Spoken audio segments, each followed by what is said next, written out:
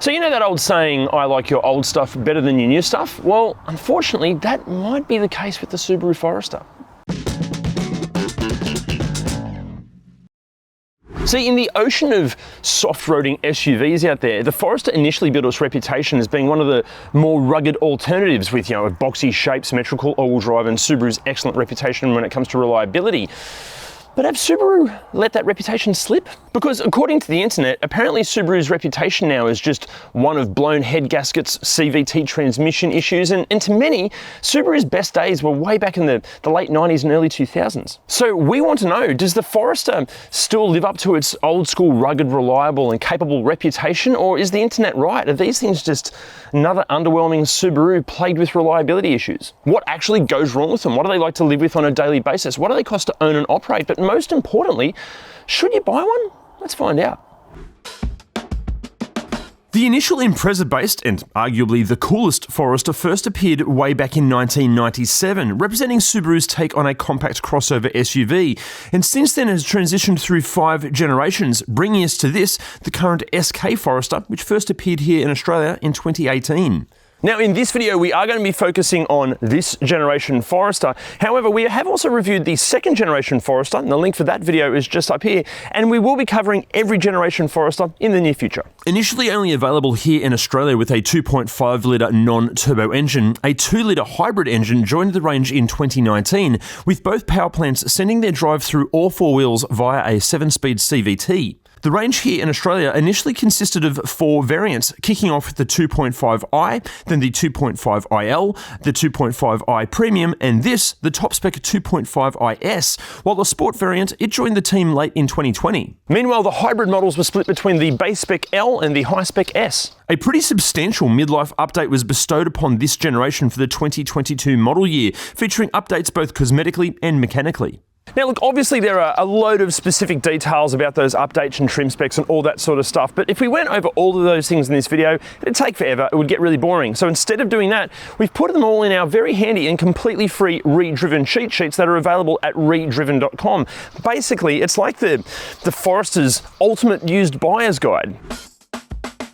Well, first up, there's something just like unpretentious about the way a Forester drives.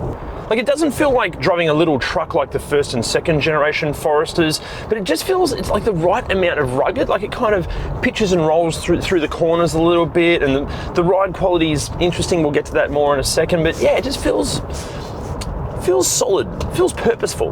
Now, I'm not sure if it's the symmetrical all-wheel drive system, or the fact that the boxer engine's so low on the platform, or what it is. But Subarus definitely, they have like a signature feel to them, and I get why people love these, because yeah, they have character. But in saying that Subaru kind of character and feel, it's definitely been diluted with this car. It doesn't feel as obviously a Subaru as other models. Jeez, these roads are terrible. Speaking of terrible roads, the suspension in this. Okay, when you hit a bump, bang, like that, you instantly feel that there's a bump, but then immediately after, it feels like it just kind of wobbles around all over the place. I'm not sure if that's the suspension just degrading after a few years, but it's not that old and hasn't got that many kilometers on it. But yeah, the suspension doesn't feel as sorted as it should. Also, I don't like the fact that the Subaru has grown substantially in size over the generations. But in saying that, because the glass house is really large, it's really easy to judge the parameters. If you're in town and you're trying to reverse park into a tight spot, it's pretty easy. The tech also helps with that, but we'll get to that in a second.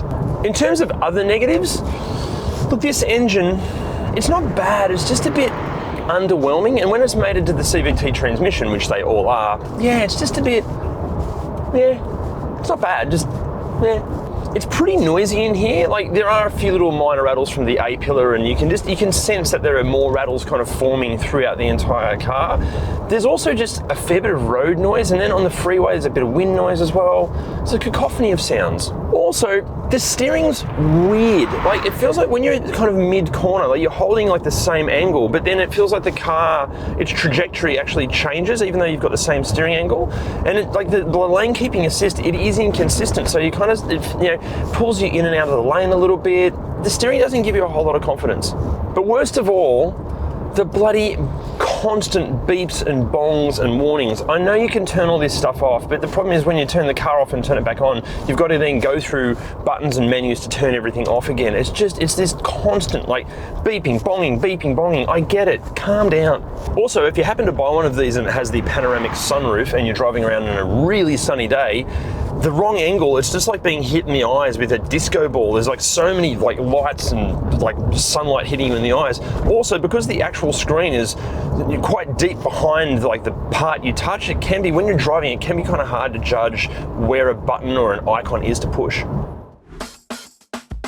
Now, interior wise, first of all, God, there's a lot going on in here. There are so many textures. You've kind of got this slight soft touch kind of squidge up here, then there's this texture, then there's this texture, then you've got, you know, the hard scratchy plastics here, then the leather seats, then piano black kind of gloss plastic stuff here, then silver bits. There's just a lot happening. It doesn't look bad, it's just a bit confusing. Even in terms of the screens, there are so many screens, it feels like you're walking into the, you know, the TV department of a JB Hi-Fi. Screen here, screen here, screen here. Let alone if you're being a complete dickhead and trying to watch this screen while you're driving. Secondly, in terms of fit and finish, it's not great, to be honest. Like this stuff down here, like these aren't, they like, not that you're pulling and pushing at this all the time, but it just doesn't feel very nice. Even the door cards, like there's a bit of movement to the door cards as well. I just remember Subarus used to feel like premium for their price point, and it just doesn't feel premium anymore. Even in terms of wear and tear, like this car isn't very old. It hasn't got that many Ks on it. Yes, it is this owner's daily driver, but like it's already kind of like losing texture here. Like the steering wheel's gone glossy and that can, you know, be brought back to its best, but yeah, the leather's not kind of nice and soft anymore. It's kind of getting that real hard, almost plasticky kind of feel to it. The textures on the door, or the armrests here, textures up here are kind of going a bit funny. Or again, typical, this gloss black plastic, it's scratching up like crazy, which it does in a lot of cars. Again, just, I don't know. It's not that old, not that many Ks, it isn't wearing and tearing that well. But in terms of practicality, at least up the front, excellent. You've got a spot perfectly sized for your phone here, as long as you don't want to plug it in to charge it. You've got two cup holders here, another little storage shelf here for some coins. You've got storage in here with a pull-out tray, good size there. Pretty decent sized glove box, excellent sized door bins, spot for life's filth and secrets here, little hidden storage cubby hole down here, and a spot for sunglasses here. And he wears Ray-Bans. Now in the back seat, I'm exactly the same height as Academy Award winning actor Forrester Whitaker. This is in my driving position and it is fantastic back here. Heaps of footroom, loads of knee room. It feels airy and spacious because the glass house of the car is quite large and this car has a panoramic sunroof as well. Even the seats are pretty comfy and they're even comfier if you put the headrest up like that. Excellent, great for comfort, great for space. Now wear and tear wise, okay, it's interesting. This owner doesn't have kids, or it does, he has fur babies. Two dogs live back here a fair bit, and yeah, in this car you can tell, like the leather is kind of getting beaten up a little bit, but considering how much, you know, use this back seat gets, it's not too bad for wear and tear. As far as practicality in the back seat, you've got dual, there's actually three pockets here. So you've got, you know, your ReDriven script holder here and then two pockets for other things. You've got a couple of USB charging points down here. You've got, again, excellent size door pockets, door bins, more spot for life's filth and secrets here, and a couple of cup holders here, which seem to have, looks like old gaff tape residue on it, which is kind of gross. And there's plenty of dog hair everywhere. And practicality in the boot, superb. Heaps of space back here, plus pull these levers and the seats fold flat. Excellent practicality in the boot. First up, really good news, this generation Forester comes with Apple CarPlay and Android Auto as standard across the range, and even like connecting it and actually using it is really easy, it's really intuitive to use. Even though there's about 4,000 buttons on this steering wheel, you get used to those really, really quickly as well.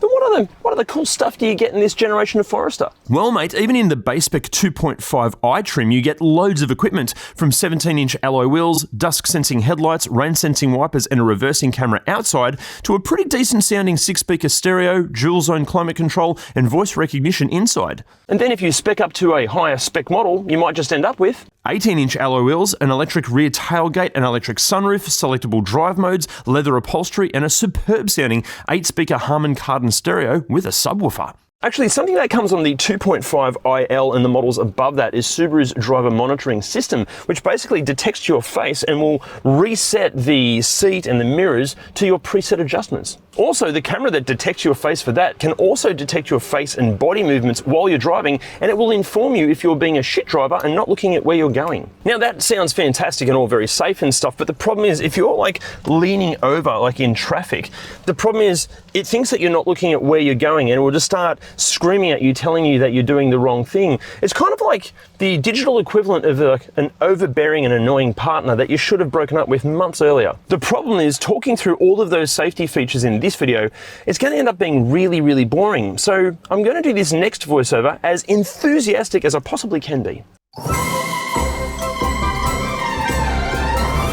Okay, how awesome is this? Not only will you get all of the usual safety features like lane departure warnings and lane keep assist, autonomous emergency braking, adaptive cruise control, blind spot detection, rear cross traffic alert, front and side view cameras and 7 airbags, Subaru's eyesight system can control the Forester's acceleration with pre-collision throttle management. It can prime the brakes, monitor the brake lights from the car ahead of you, and apply the brakes if it senses a collision might happen. It is amazing!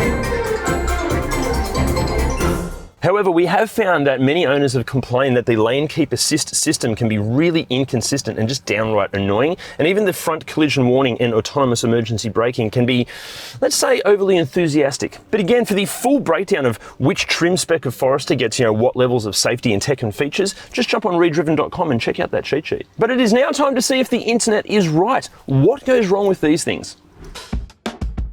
Actually, before we get into what goes wrong with these, we've got to give a massive shout out to all of the Forester owners groups and everyone that assisted us with the research for this vehicle. You guys are legends, thank you. Okay, so what goes wrong with these? Let's start with the exterior. First of all, there are quite a few reports that these windscreens can crack really easily. Obviously, it's got to be hit with a stone or a rock or something, but yeah, cracking more easily than a bunch of other cars. Now, the problem with that is that if you replace these with a, not an OEM windscreen, like maybe a stronger windscreen, that glass can play havoc with the cameras for the eyesight system. So you generally have to replace it with OEM windscreen glass, but that means that some owners will see the windscreens cracking multiple times. There are a few sporadic reports of the electric windows kind of glitching out or maybe not even working at all. There are a few reports that the reversing camera can be very unclear at night. Okay, inside there are reports that the airbag indicator light can just pop up sporadically when it shouldn't. Then you've got the old squeaky seatbelt issue that when you plug it in, it actually kind of gets all squeaky, but apparently just fitting a pool noodle down there can fix that. There are plenty of reports that these A-pillars can get really, really rattly. Also, the air conditioning can be faulty or just fail completely because of an issue with the compressor. But most concerningly, there are quite a few reports that in the left-hand drive markets that the power steering can become faulty, kind of rattly or just really hard to use. The good news is that there has been a recall to fix this, and as far as the right-hand drive markets, we seem to have avoided that problem because right-hand drive markets are just better. Anyway, look, as this is an SUV and one that has some genuine off-roading ability, there are a bunch of really important things you need to check out before you buy one of these, and hence why we've made both the Ultimate Used Car Buyer's Guide and the Ultimate 4x4 Buyer's Guide. Guys, you need to watch these before you buy not only one of these, but really any used car, because it could save you a fortune. The links are down in the description. Now, before we get into mechanically what can go wrong with these things, look guys, the only way that we can keep making these videos is with your support, and the easiest way of supporting us is by hitting the like, subscribe, and bell buttons and sharing our content with your friends, and maybe buying some merch as well. Honestly, if you just do all of that, it helps us out so much we can just keep making these videos for you. Okay, now the exciting bit, mechanically, what goes wrong with the Forester? Look, I would love to tell you, but I can't because I'm not a qualified mechanic. But Jim is. 10 years ago, if you had asked most mechanics, are Subarus good? Most of them would have said, yeah, they're pretty good. If you ask a mechanic now, you'll probably get a very different answer. Over the years, things like head gasket complications, CVT failures, and endless wheel bearing replacements have become all too common. In these Foresters, the FB25D, that's the latest version with direct injection, they do have a few issues. They're more reliable than the old ones, but they still do have a few problems. There's some oil consumption issues and oil leakage issues. And being directly injected, they are very much prone to clogged up inlet systems, which means the Subaru upper cylinder spray clean, which Subaru have been doing for years incidentally, is more important now than ever. Gone is the timing belt of previous generations, which means servicing costs overall now are way cheaper. Now, there's not a lot of information around yet about the FB20 mild hybrid and the problems they have. Now, that doesn't mean they don't have problems. That just means there's less of them, because in Australia they sell significantly less of those than the non-hybrid. And because there's less of them around, that can lead to other ongoing issues like poor or virtually non-existent factory support in the future and less availability of parts as they age. Now the CVTs, yes, they are still problematic with lots of reports about shuddering, noisy operation and even catastrophic failures at relatively low mileage. Now from 2019 onwards, Subaru in Australia have a 5-year warranty. Now that means most of those problems are still covered, and even after the warranty is expired, Subaru are still in some cases repairing the CVT gearboxes, but that's on a case-by-case basis. Now, it's important to remember that that support is not going to be around forever. So if you have one and you want it to last, you should ignore the Filled for Life or the 200,000 K service intervals and just service the gearbox every 50,000 Ks with the right oil, and it will probably last. Another pricey problem they have is the AC condensers. It's pricey because you've got to pull half the dash out to access it, and it's also pretty common. So considering historically they've not been that reliable, if you really want to take a punt on one, how much can we expect to pay, Adam? Currently here in Australia, these Foresters are asking anywhere from $30,000 to $60,000. Obviously $30,000 being an early base spec with lots of Ks in interesting condition, and $60,000 being a stupid amount of money to ask for a Forester. Something like our test car here, an MY19 top spec 2.5 IS with a bit over 60,000 Ks on it, in pretty good condition, around about 40 grand. But what do they cost to own and operate? Subaru claims a fuel consumption figure of 6.7 litres per 100 Ks for the hybrid models and 7.4 litres per 100 Ks for the not hybrid models, but our test car is currently seeing 9.8. I think 9.8? Yeah, 9.8. But after all of that, should you buy one? Okay, well, see, even the most perfect used Forester, it has a couple of problems. And the first of those problems is actually one of its siblings. See, for the same asking price as this generation Forester, you can buy an ever so slightly older Outback, which will be ever so slightly larger and also ever so slightly better in basically every conceivable way. However, that brings us to the second problem that the Forester has, and it also affects the Outback as well. See, Subarus, they simply aren't what they used to be. They were once seen as the most European of the Japanese brands, offering a near perfect balance of European panache with precision Japanese engineering and reliability. However, more recently, it seems that Subaru have swapped out Japanese reliability for European reliability, and hence why quite a few of these are having some pretty major mechanical tantrums. Overall, there is no denying, and when ignoring the potential issues, these are a great SUV. When new and with a full factory warranty, they are easily one of the very best SUVs in their class, and there are thousands of owners around the world that have never and will never have an issue. But it's pretty foolish to ignore the potential issues, isn't it?